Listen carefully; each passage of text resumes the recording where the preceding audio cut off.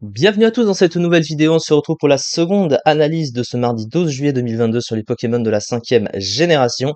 On va parler dans cette vidéo de Krabarak, qui est l'évolution de Krabikok, qui est un des Pokémon d'Arty, qu'on connaît, le champion de type insecte de Volucité. Alors Krabarak, qu'est-ce que c'est en stratégie?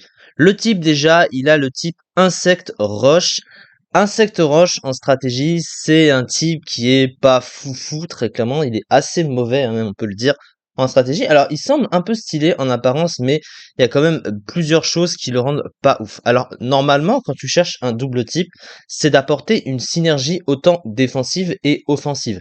Mais là, c'est déjà la synergie défensive qui n'est pas bonne, parce que le type insecte, lui, bah, de base, il apporte des résistances notamment très utiles au type combat et au type sol, mais manque de bol, le type roche, lui, les a en faiblesse, ce qui fait que quand tu les cumules ensemble, eh ben, ça annule les bonnes résistances du type insecte.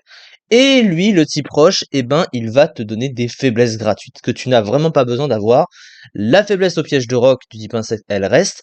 La faiblesse au type eau se rajoute et vraiment, c'est pas ouf. Le type acier qui résiste défensivement aux deux stabs offensifs, donc là encore, c'est pas bon.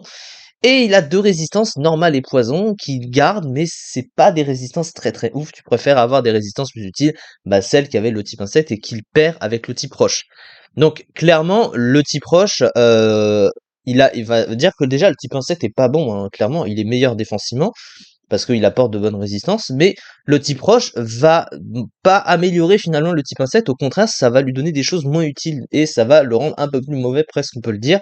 Donc vraiment la synergie défensive est mauvaise. Offensivement, par contre, le type est correct, il est pas mauvais, il est super efficace, vous voyez, sur 464 Pokémon, donc offensivement, c'est un type qui va, offensivement, il n'y a pas trop de soucis à ce niveau-là, c'est pas incroyable non plus, mais voilà, alors comme je l'ai dit, il est résisté par le type acier, bon, il a accès à du coverage, évidemment, mais quand ton double type est quand même résisté par le meilleur type défensif du jeu, c'est vrai que c'est pas ouf, mais il est quand même correct offensivement, là, il va pas s'en plaindre. Alors, les trois talents du Pokémon. Il possède tout d'abord Shell Armor. Alors, Shell Armor, c'est Coque Armure en français, qui immunise le Pokémon au coup critique. C'est un petit peu situationnel comme talent. Ça peut être utile pour te placer et pour éviter de recevoir un coup critique et te faire tuer plus vite, mais c'est situationnel.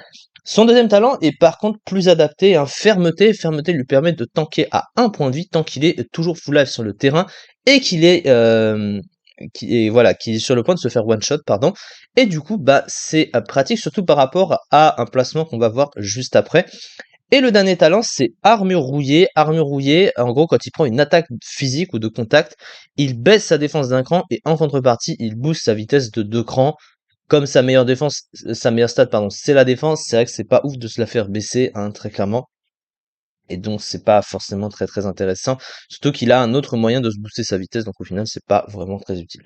Alors au niveau de son move pool, bah le move pool du Pokémon il est bon, il a vraiment de bonnes choses. Déjà au niveau des boosts, c'est surtout ça le plus intéressant puisqu'il a accès à Exuviation qui est un des meilleurs moves de boost du jeu.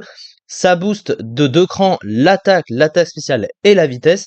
En contrepartie quand même ça baisse la défense et la défense spéciale d'un cran, mais ça booste le Pokémon et il est presque très dépendant de ça parce que vu ses stats, surtout la vitesse et aussi un peu et la puissance quand même aussi, et bien du coup bah c'est tout bénef d'avoir ce genre de truc. Il possède aussi Danse Lame à côté, mais évidemment Exuviation boostant la vitesse c'est plus intéressant. À côté de son pool offensif, bah il est bon, il a le Edgequake, il a Séisme, Lame de Roc, Éboulement, etc. Il a Sabotage également qui fait un très bon coverage en plus de retirer si jamais l'objet de l'adversaire et qui parfois fait plus de dégâts dans ce cas-là. Ensuite, il a accès à Heavy Slam, Poison Jab, etc., etc. Il a Plécroix en stade de type insecte aussi, évidemment. Il possède aussi les pièges de roc plus les picots, donc tu peux le jouer en lead, ce Pokémon, c'est tout à fait possible. Donc il y a même un set qui est joué avec ça. Donc c'est plutôt pas mal. Alors au niveau des stats, c'est là que ça va être compliqué. Alors il a 105 en attaque, déjà c'est ce qu'on constate. C'est correct, mais il dépend beaucoup du setup du coup pour être plus fort que ça, parce que pour un Pokémon offensif, c'est vrai que c'est moyen. Sa défense de 125, elle est bonne, comme beaucoup de types roches, ils sont souvent plus axés physique que spécial sur le défensif.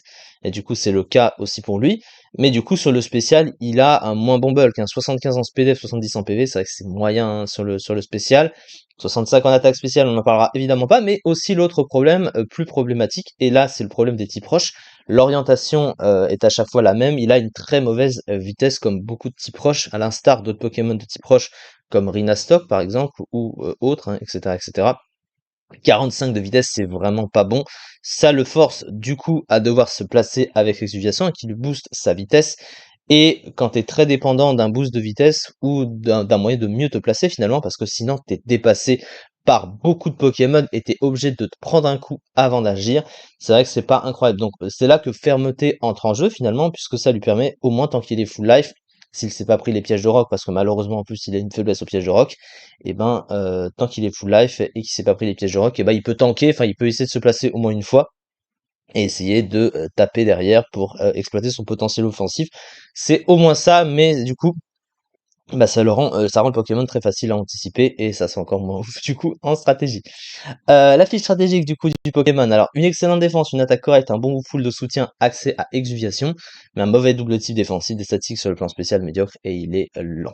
Malheureusement, le Pokémon ne se détache pas beaucoup en stratégie, alors que bon, il avait du potentiel, enfin il a des choses qui le rendent correct sur les apparences, enfin sur le papier, mais au final, ben, c'est pas vraiment ça. Et puis il tombe à la 65e place le mois dernier en ZEDU, avec à peine 2% du tiers, 1,98%.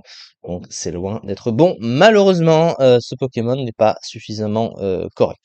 C'est ça en tout cas du coup pour cette vidéo. Il nous reste une analyse à faire encore aujourd'hui sur les Pokémon de la 5e génération. Merci beaucoup de m'avoir suivi et à très vite.